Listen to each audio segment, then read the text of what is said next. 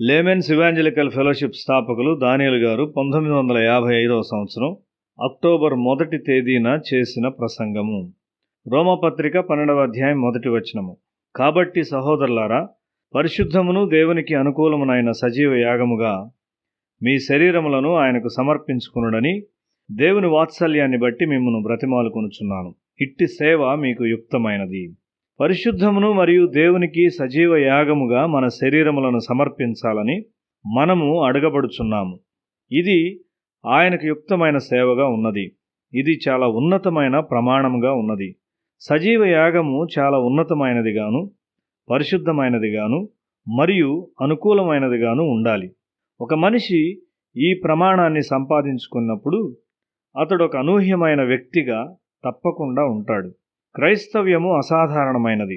క్రైస్తవ జీవితము కేవలము మానసిక శక్తుల మీద ఆధారపడి ఉండదు గాని ఆత్మ సంబంధమైన శక్తుల మీద ఆధారపడి ఉంటుంది. దేవుడు ఒక మనిషి యొక్క ఆత్మ మీద పనిచేసినప్పుడు అతని ప్రాణము ఉజ్జీవింపబడును. అరణ్యములో పాము కాటు వలన చనిపోవుచున్న ఇశ్రాయేలీల యొక్క శరీరములకు కొయ్యపై వ్రేలాడదీయబడిన ఆ ఇత్తడి సర్పము నుండి స్వస్థపరచు శక్తి ప్రవహించింది. వారిలో ఏదో ఒక అతీతమైనది జరిగింది. వారి నరముల నుండి స్రవించు ప్రమాదకరమైన విషాన్ని ఆ శక్తి చంపివేసింది. వారు బ్రతికారు.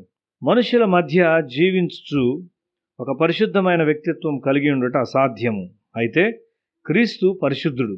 క్రూరమైన విషపూరితమైన ద్వేషముతో నిండిన మానవ స్వభావాన్ని తన మీద వేసుకొని ఆయన శిలువ మీద మరణించాడు. క్రీస్తు మన కొరకు పాపమైనప్పుడు ఇత్తడి సర్పము ఆయన్ను బాగ్గా ప్రతిబింబించున్నది. క్రీస్తు మన కొరకు పాపమయ్యాడు. మనము విశ్వాసంతో ఆయన వైపు చూచినప్పుడు మనలను పరిశుద్ధులుగా చేయు కృప అక్కడ ప్రవహించును. మనలో ఉన్న పాపము శిలువ యొద్దకు వెళ్ళును. అక్కడి నుండి మంచి గుణము మనలోనికి వచ్చును. శిలువ ద్వారా దేవుని స్వభావము మానవ శరీరంలోనికి ప్రవహిస్తుంది. క్రైస్తవ భక్తి భౌతిక సంబంధమైన వాటికి అతీతంగా ఉన్నది. అది ఒక దైవ భావనతో నిండిన భక్తి.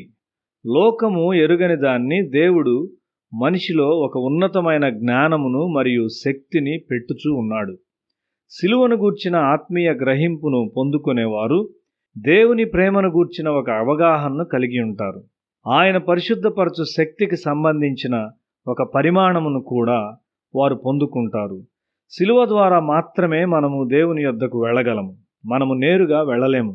పరిశుద్ధుడైన పౌలు రోమపత్రిక 12వ అధ్యాయం 1 వచనములో వర్ణించిన ప్రేమను గూర్చిన ఉన్నతమైన ప్రమాణము మనిషి యొక్క లక్ష్యంగా ఉన్నది. ఎందుకనగా దేవుడు దానిని అతని కొరకు సాధ్యపరిచాడు. కాబట్టి పరిశుద్ధుడైన పౌలు సజీవ యాగము అని బోధించాడు. శిలువ నిన్ను పాపమునకు చనిపోవునట్లుగా చేయును. క్రీస్తు యొక్క మరణాన్ని నీవు అనుభవించినట్లు చేయుట. లాజరు మరణించి మరలా జీవంలోనికి వచ్చాడు. లోకంలో ఉన్నది ఏది అతనికి ఎక్కువ విలువైనదిగా ఉండదు. ఎందుకనగా మరణం గుండా వెళ్ళాడు, సమాధిలో ఉన్నాడు. అతడు పూర్తిగా లోకము నుండి వేరు చేయబడినాడు. లోకములో కలిగి ఉన్న వాటి నుండి వేరు చేయబడుట మన ఆత్మీయ జీవితమును ఒక వ్యత్యాసమైన సమతలమునకు మనలను తెచ్చును. స్వీయము మరణించుట మన ఆత్మీయ జీవితానికి మరి ఒక గుర్తుగా ఉన్నది. ఇవి గొప్ప అద్భుతాలు. మన సంఘాలు స్వార్థపరులైన మనుషుల ద్వారా నాశనం చేయబడినవి.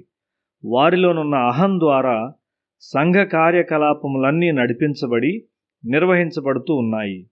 లోకము నుండి వేరు చేయుటకు శిలువ మనకు సహాయం చేయును. క్రీస్తు చనిపోయినప్పుడు దేవుని యొక్క అతీతమైన శక్తి క్రీచేయుటలోనికి వచ్చి ఆయన్ను పునరుత్థానునిగా చేసినది.